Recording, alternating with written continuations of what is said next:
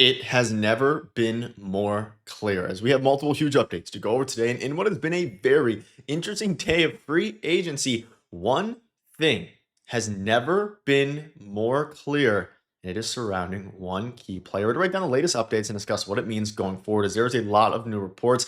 But not only that, we have the Jays making multiple moves, including a new signing and multiple changes to their coaching staff that we're going to dive into today, as well as some brand new reports that have dropped moments ago surrounding their pursuit of Bichette and others. You're going to want to stay tuned to the end of this video. It is an action-packed episode, folks. But before we get into it all, if you're a part of the percentage who aren't subscribed to the channel, this is the place to be for daily Jays content. Folks, let's just dive right into it. Now, there is a lot to go over today, and it has been a very busy day in free agency. But we're going to start with one thing that has never been more clear. And before we dive into some of the newer reports, let's start with kind of going over what happened today. Now, in case you missed it, free agent first baseman Pete Alonso officially signed a 5-year, $155 million contract with the Baltimore Orioles, which leaves the Mets to make a loaded AL East even better. Now, this dropped, and there's been some new reports. We'll dive into some updates and things like that.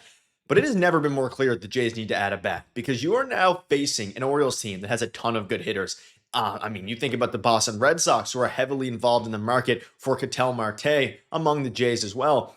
It has never been more clear who the Jays need to pursue. And it is, people are saying it is Bo and Tucker. You see here, the tweet kind of blew up a little bit. Toronto Blue Jays Muse, he's saying we need Bo and Tucker. There's people here saying the good news is that the Orioles are most likely out on Kyle Tucker. The bad news is they now have Pete Alonso. And this is obviously crucial, right? The Jays to make the next move and make it very, very calculated. Because at this point in time, they need to go out and get another bat. And whether that's in the form of Kyle Tucker, whether that's in the form of Bo Bichette, maybe some other guys that we're not talking about, it is very clear and very evident what this Toronto Blue Jays team needs to do. And let's dive into some of the new reports that have dropped. Now, let's start with the first one. And this was briefly covered last night into this morning, but it's also more relevant now than ever. So this is the latest from Shai, or one of the latest from Shai Davidi and Ben Nicholson-Smith. They remain engaged on the front of big name bats, having ongoing discussions with Bo Bichette with Bo Bichette, and last week having hosted Kyle Tucker for a visit to their player complex. Perhaps the market starts moving now after Schwarber signed his deal yesterday, and Bo Bichette, who we'll dive into later, his market is described as strong. So this was dropped by Shai Davidi, which is, and this was actually dropped before the Pete Alonso signing. So just keep all of this in mind here now, that they're very involved in Bo Bichette and Kyle Tucker, but it's clear they need to go that extra mile. And then John Schneider came out this afternoon and discussed, actually in fairly solid detail, how the meeting went with Kyle Tucker. And you can see from Hazel May saying, finally a PDC visit John Schneider can talk about, obviously referring to the Shohei Ohtani time when he was asked and Shohei wouldn't let anybody speak about their meetings. But I watched the whole thing. You can see here from Daniel Franceschi. He said, very illuminating. Can sense the excitement from John Schneider regarding the prospect of Tucker. And Schneider went on to say, quote, his skill set fits exactly what we're doing, end quote. And I'll kind of paraphrase what he said. He basically said that they went on, visited the facility, and Kyle Tucker and the Jays talked a lot about baseball. Kyle Tucker was very impressed with the facilities and the way things looked. And beyond that, he was just impressed with the overall organization. And from the Jays' point of view, they obviously love Kyle Tucker. And you can see here, Schneider literally said his skill set fits exactly what we're doing. So we'll see what happens in the next couple of weeks. This is very encouraging because, yes, it's never been more clear the Jays need a bat, whether that's Bo or Tucker. But Tucker talked about in this interview, according to Schneider, or in the meeting, according to Schneider, about his base stealing, about his defense, all things he knows the Jays value heavily, which is very curious now as we start to think about his next set of meetings, which are going to be happening this week into next week. There's a lot of buzz around Kyle Tucker to Toronto. There's the classic, fake Twitter account saying that he's already signed there, all these different things. Wait till you hear it from one of the notable reporters. But it is very important to keep an eye out for the Jays' next move here because they need a bat. It is very, very clear, right? It is evident. Now, they've been not sleeping at the wheel per se, but you look at Pete Alonso getting signed, Edwin Diaz being signed, all these guys, the Jays have yet to make their next move. But again, they remain engaged on multiple fronts. And for Bo Bichette, apparently his market is described as strong, with teams viewing him as a shortstop. And the fact that he is a shortstop, obviously increases his market. And he said he's ready to play wherever. I just want to be ready to help the team in any way that is afforded to me. So that's very important information as well. That's the latest on Tucker and Bo. And keep an eye out for, the Kyle Tucker sweepstakes. But there was another article that dropped here from Mitch Bannon a couple hours ago saying that Lucas projects to be the Jays starting left fielder unless they sign Kyle Tucker.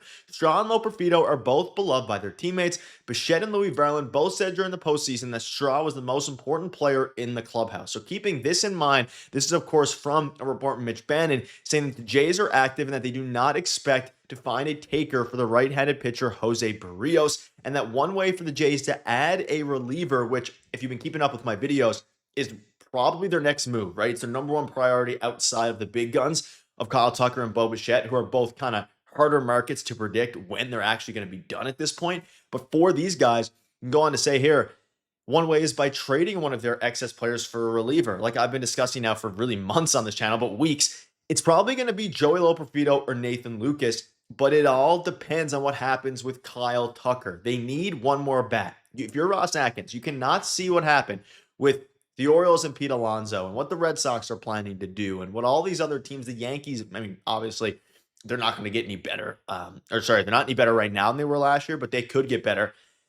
You cannot sit and stand pat, right? You need probably one. You could argue you need both, but I think you need one of Tucker or Bo. Now, in order to fill that void of, potentially left field, if you get Tucker, you can trade for a reliever, and that would open up other possibilities to move. So Joey Loperfido could be gone. And of course, we'll have a full video covering this specific instance, and we'll kind of, dive into a bunch of things. But let me know down below what your thoughts are on that. Again, if you missed my video from yesterday, you can see here Morosi said, and now that Diaz is signed, it's Mets versus Blue Jays for Robert Suarez, and I expect him to sign with one of those two teams. The Mets missed out on Pete Alonso. They missed out on Edwin Diaz. Is Steve Cohen going to come up and pay a ton, a hefty price for Robert Suarez? That's the big question. Let's dive into some of the coaching moves that they have made. So a couple different things here. In the Rule 5 draft today, there were people worried the Jays were going to lose some of their prospects. Yohendra Pinago was one of the ones that was being named throughout the day. They actually ended up selecting somebody and keeping all of theirs. So they kept all their prospects, and the Blue Jays have selected Spencer Miles from the Giants system in the Rule 5 draft and didn't have anyone taken from their system. They had been worried that someone might select outfielder Yohendra Pinago. And Miles hasn't pitched much the last few years, missing time to a back injury and Tommy John. He returned in the fall league from elbow surgery late last year, topped out at over 98 miles an hour. So this is a very impressive, guy here. Is he going to make a huge impact? Ross Atkins and assistant GM basically came out and said, they're hoping to find him a role as a reliever. So keep an eye out for Spencer Miles. We'll have a full video probably, closer to the regular season, kind of breaking down some of these interesting names, especially from the, prospect system, the prospect pool.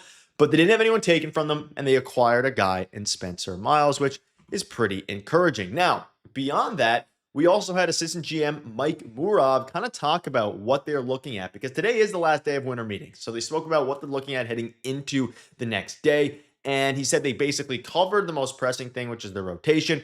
And at this point, you're optimistic about the direction of the organization. So that's important to keep an eye out for, obviously. And he does say that there could be some moves in the next 24 to 48 hours. So, pretty important. He said that's not to say anything. That's not to say anything is pressing or that we're going to have anything to report in the next 24 to 48 hours, but it makes it easier to have conversations with a wide range of players, basically talking about how the organization has went from one that people would clown on them for not wanting to keep players, not wanting to join Canada and join the team, to now it is a position of strength. Players want to join the Toronto Blue Jays, whether that be Dylan Cease saying that he instructed Scott Boras to get a deal with the Jays. It's very encouraging stuff. So that's obviously great news. You love to hear that from Mike Murab. And keep an eye out for the next 24 to 48 hours. He said a deal somewhat could be done in that time frame. I mean, a deal could be done tonight, right? That's the time we're recording. So we'll keep you up to date every step of the way. One final thing, they've hired a bunch of new people. So Cody Atkinson, Eric Duncan, and Drew Batura, a bunch of new, obviously, coaches here,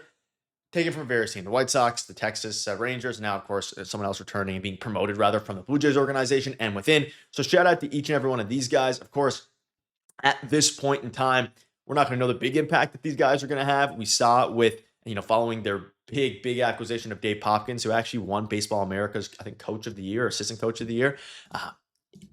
I'm going to trust the Jays with every coach that they sign following the Dave Popkins scenario. But let me know down below what your thoughts are, folks. Things are really starting to pick up. We'll keep you up to date every step of the way. And as soon as news drops, this is the place to be. A lot of things are moving right now. So thank you guys for watching. We'll see you later.